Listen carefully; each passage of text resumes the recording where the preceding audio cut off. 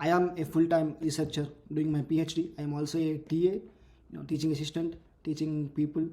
I am also a creator, and along with all this, I also work out every day, cook healthy meals, read books, listen to podcasts, and do many other stuff. Now, many people have asked me how am I able to do all of this in a day, and because many of them want to try doing new different things. So for me, I think the major reason would be the habits. Okay.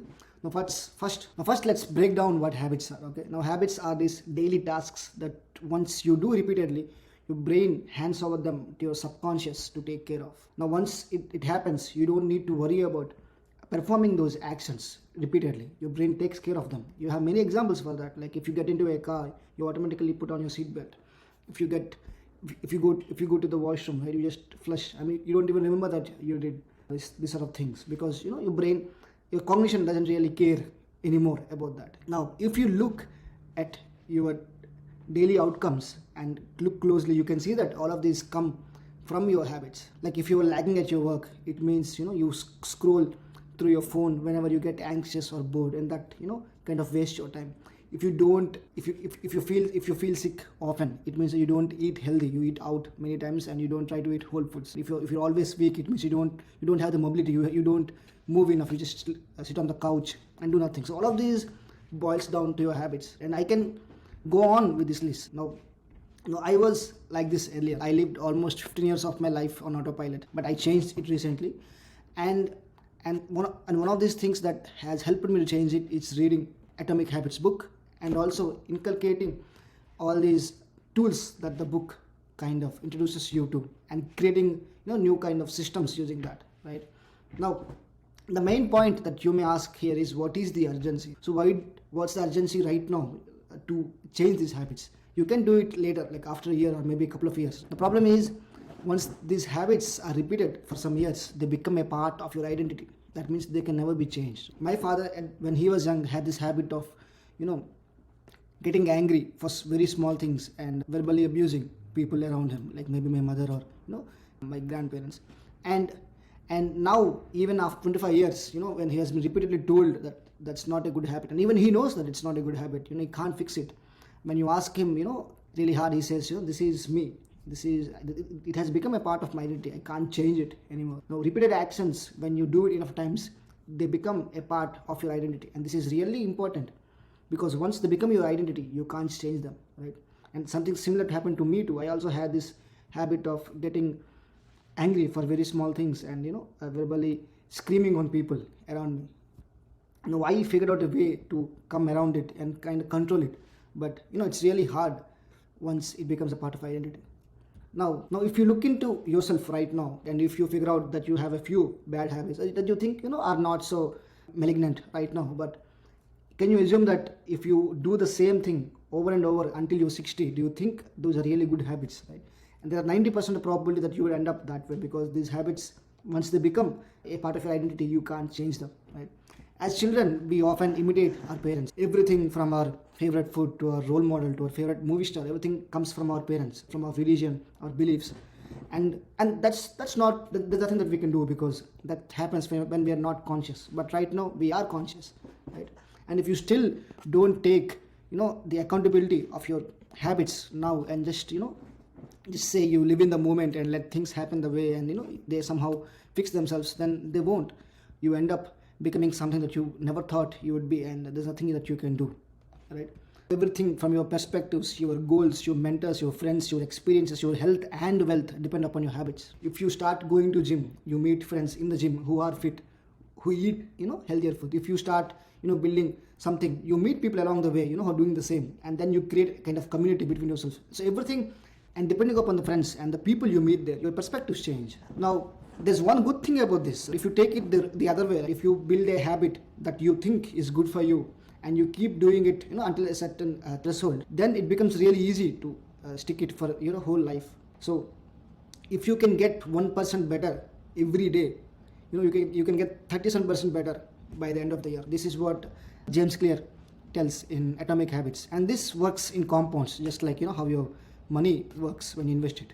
Now that I have convinced you that you need to take actions immediately, so let's look at how we can fix it. Now, for me, it took more than a week to kind of get the awareness, start acting upon things. But now, because I already have this entire framework ready for you, I think it will take you less than a day. So let's get started. Okay. Now, the first thing you need to do is you need to have the awareness of what are good and what are bad. Now, you don't need to really worry much about this, because the first step to this is just taking out a paper and write down what you don't want to be. You meet enough people to realize that there are things that you don't want to become, or even if you have the bad habits right now, you don't want them to continue, you want to lose them. Take a list of all of them, and once you have all of them, then take another paper and negate these, and these are your good habits. It's easier to write down what you already have than imagining the things that you want to become and writing them down. Now, this will make it easier for you. Now, even if you want to create more habits, then you can educate yourself. You have books, you have podcasts, you have many other people that around you that might be doing this stuff. But don't just listen to me or listen to them and start doing this. Just try to do your research, understand why it will be helpful for you, and then kind of get into it.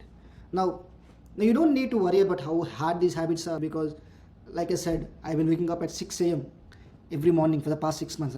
I just saw a recent survey where 95% of people can't wake up before 6 or even 7. And when you have this tool, when you have this framework, it becomes really easy for you. So you don't need to worry about the hardness factor for the habit. Now that you have the awareness, now that you know what you want to lose or what you want to inculcate, the most important thing is the environment.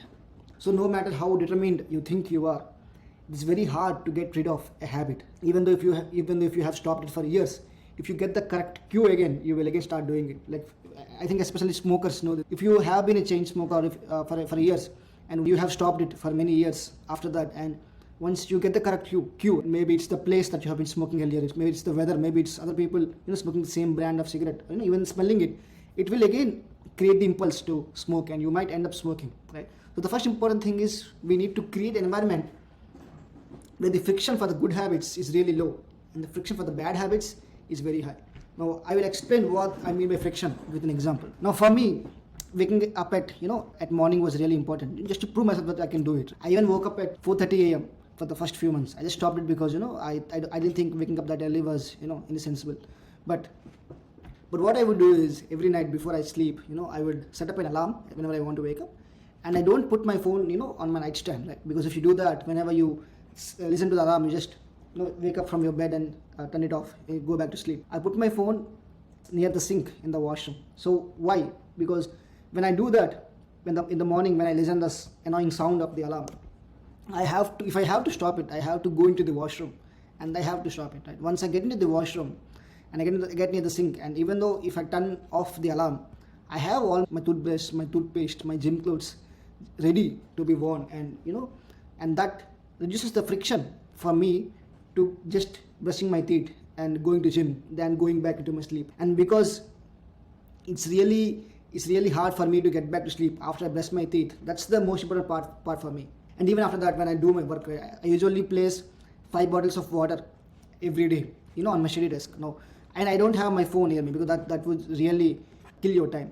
So whenever I get anxious, whenever I get excited, whenever I get bored, I just drink water. I don't even know that I do that. I just realize after that in the evening when I complete and when I'm trying to get back to sleep, I see that all my bottles are empty. And that's when I realize that I've been drinking water every time. I feel this anxiousness. Generally, if you have a phone, that's when you scroll. You just mindlessly scroll and you don't even know what you're scrolling. You just keep scrolling. It just wastes time. So this is how you can set up your environment, right? Now that you have understood this, you need to be careful, to setting up environment to reduce the friction between what you want to do and increase the friction between what you don't want to do, right? So if you want to eat healthy, fill up your fridge, with all the healthy fruits. Like as soon as you open the fridge, you should see these healthy fruits already peeled and cut, ready to eat. It's not like you need to cut it every time you open the fridge. Then you never do it. And all the kind of bad foods which you want to savor, maybe once a month or once a week, just put it somewhere, that's really hard to again get, like maybe in the top shelf or somewhere back of the fridge. And now, this is also a very good example. Like it's again explained in Atomic Habits. Now, if you are addicted to video games, I'll tell you a simple trick to stop doing that. After you play your video games for maybe an hour, just uncord it and roll the cord around the console and put it in your closet, right? Now again, when you want to play, you need to take it out of your closet, again coordinate again, wait for it to start up and then play. Now there is a friction here that your body, your mind doesn't really want to get into further. That's how you create these environments to distance yourself from the bad habits. Okay, that's the first part. After you have the awareness, the second part is understanding what's the most important part of the habit. Right? If you think closely, waking up in the morning, the hardest part is not really staying up after you wake up. The hardest part is just getting out of your bed and washing your face, because once you wash your face, you don't want to go to sleep again, or maybe brushing your teeth. Now there's one simple trick that you can do. Whenever you hear the alarm, and if you end up putting your phone in the sink like me, so what you can do is you can just say, okay, I will just count from 10 to 1, and before I get to 1, I won't let any thought come to my mind. I'll just go, get there, turn off my alarm and wash my face. So this is how you force your brain to putting all these negative thoughts into you at those moments, and get what needs to be done. Right now, this also can be applied when you're working out. Now the hardest part of working out is wearing your shoes, even though when you wake up early and you don't want to work, or just want to sit on your couch, or just scroll through your phone. Just again say, okay, I will just count from 10 to 1, just quickly wear your shoes. So once you wear your shoes, again, you don't want to again untie them and get back, just want to go to the gym. And once you go to the gym, I think it's really hard for you not to work out. You have all the equipment ready, you see other people working out, it's really hard for you not to work out. Now the same is even the opposite of it, right? Now when I had to put my phone near me, or if I have my phone near me, and I had this urge to just scroll through my phone whenever I get bored or I get anxious. Now what I say is, okay, let's just wait for 2 minutes. Okay, if I still want to scroll through the phone after the 2 minutes, then I might continue doing it. Now mostly you won't continue, because it only stays for up to 1 to 2 minutes. After that, you won't feel the urge to again use your phone. So that's how you come over that. Okay, now that now that you are getting somewhere, you're trying to inculcate these habits and you have figured out how to start them, you need to make sure that you keep wanting to do it more. That's where your reward system comes in place. Okay, the first you need to understand how your brain works. Okay, your brain constantly looks for rewards for every second. Maybe it may be a good habit or bad habit or anything that you do, your brain every second looks for this kind of rewards, and it sorts things based upon the rewards and picks up the one with the least reward, right? So our goal is simple. So for the habits that you want to add to your life, pair them up with very sweet habits, and the ones that you want to avoid, pair them up with with painful rewards. Like for example, for me, if I skip workout, I take a cold shower. Like really, I just put down the shower the coolest I can. But if I go to gym, I take a warm, what are the temperatures that I like, And the same way, if you smoke a cigarette, like just say that you will do 20 push-ups immediately after you smoke each cigarette. Or if you're scrolling your phone for more than 2 minutes, just say that you work for 20 minutes more. Now you also need to understand that these rewards can't be like counteracting your activities. Now I can't just say that because I worked out today, I'm gonna go and eat a pizza. That's not gonna work. You need to make sure that these rewards are also kind of sweet. They give some pleasure, but that doesn't mean they're completely opposite to what you want to become. Okay?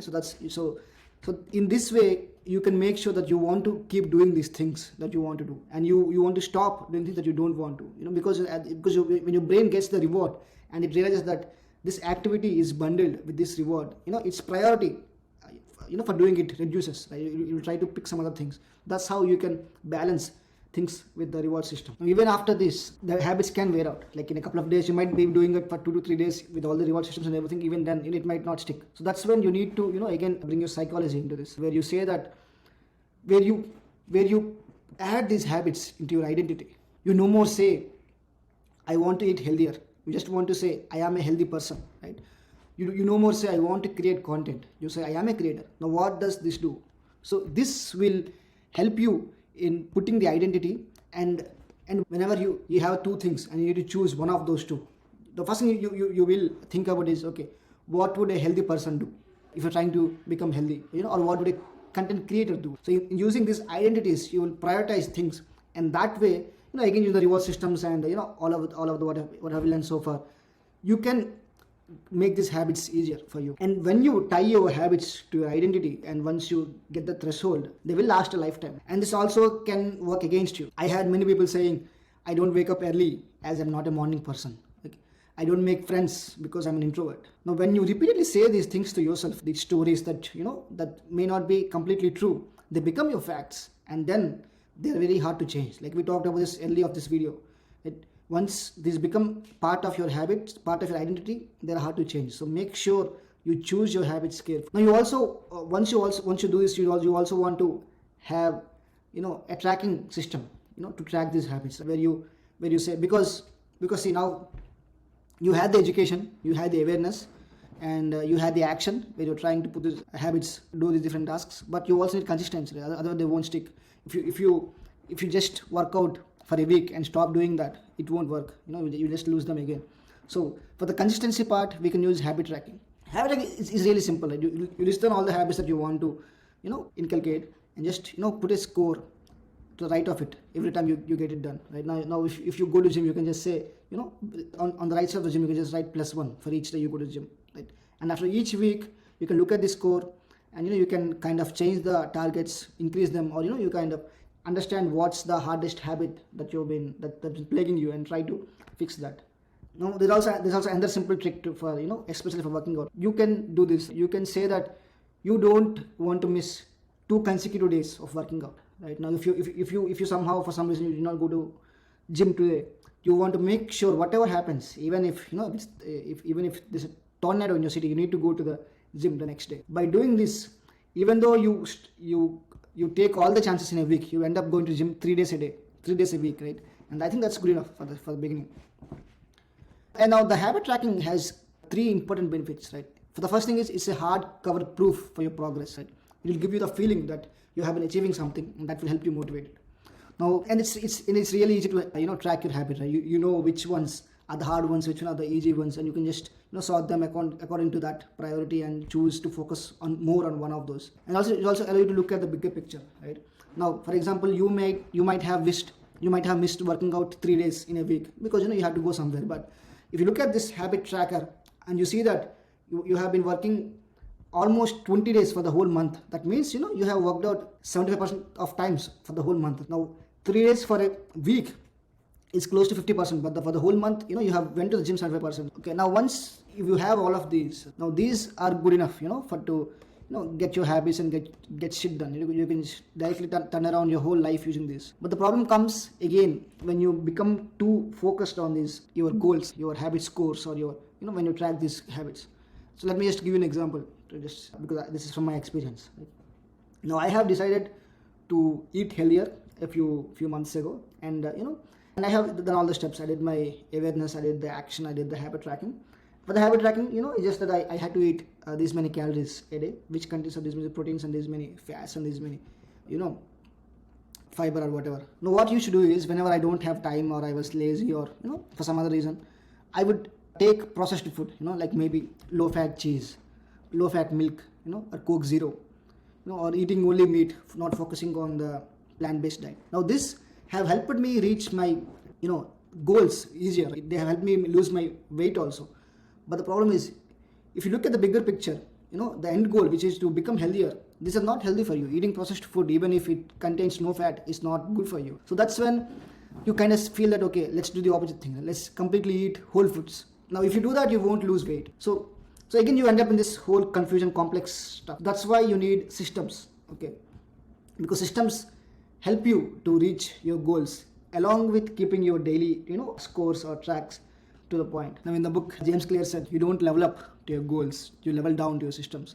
I'll be quoting James Clear a lot in this because, the book has been really game-changing for me. You definitely should read it. So what is a system? Now, imagine that you have a magical machine that tells you what you need to do every second, or every hour or your day, so that you can reach your goal, which is 10 years later. Now, that's what a system is, right?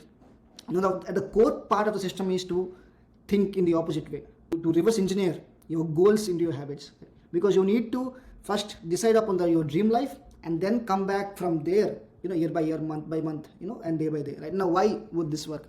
Let me again give you an example. So So you have a room, and in every room you need to have an exit in case you get, you have fire or whatever. You need to have an exit with all the clear markings and indications. Now when engineers design these rooms, so they want to make sure that these exits are easily accessible to people, who will be inside the room. So if they try to create these paths from the starting point, which is from the entrances or any place in the room to the exit, that won't work. They might not even reach the exit, sometimes. But that will waste most of the time. But if they reverse engineer it, if they start at the exit and then come back, and they can get to any point of the room, but the destination will be the same. They don't need to worry about that. That's the whole philosophy of systems. Now, if you have decided on your end goal and your dream life, and you come back from there, even if you have some obstacles in the path, even if you sometimes deflect from your path, your end goal won't be affected that much, because if you again get back on the track, after a few months, it's there. You need to just work up more in between before you reach the goal. So that's how systems are. That's how systems are designed. Okay. Now let's see how you can create your systems. So the first thing you need to do is, again, take a paper and write down whatever you want to become after 10 years or what, your dream life. Again, here you can again use the negation, where you can write all the things you don't want to be, and then negate them, and then use that as your final sheet. And once you have all of that, now you can make a list of things that you need to do to get there. Now if I want to earn an income of, say, $5,000 a month from social media, that means I need to have these many subscribers, these many followers, or these many views, these many likes, these many visits to my web page. So that's your end metric. Now what you can do is, from there you can come 1 year back. Now let's say I have this for 2035. I can come to 2034. Okay. Now 2034, what are the goals, right? Now you can reduce some number from this end metrics that we have spoken before, all the views, likes, and all, and you can just come to that. You can come 1 year back, and so on. You can come to 2023, right? In 2023, okay, for the year of 2023, you have some metrics. You need to reach these numbers. Now from there you can do it the same for each month. Okay, what should be the target for the December, for November, for October, to reach these goals. And from there, when you come to October, you can say what's the target for each week.